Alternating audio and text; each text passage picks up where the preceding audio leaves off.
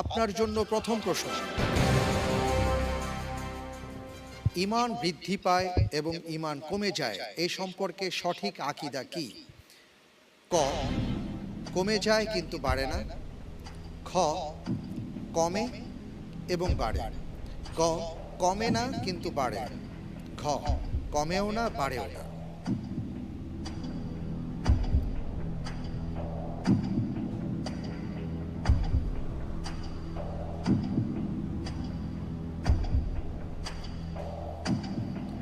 জি, আলহামদুলিল্লাহ, এই প্রশ্নের উত্তর আমি বেছে নিচ্ছি খ, কমে এবং বাড়ে।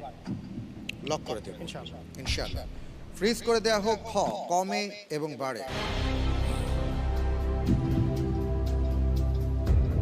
আপনি যে উত্তরটি দিয়েছেন আপনার উত্তরটি সঠিক হয়েছে। আলহামদুলিল্লাহ।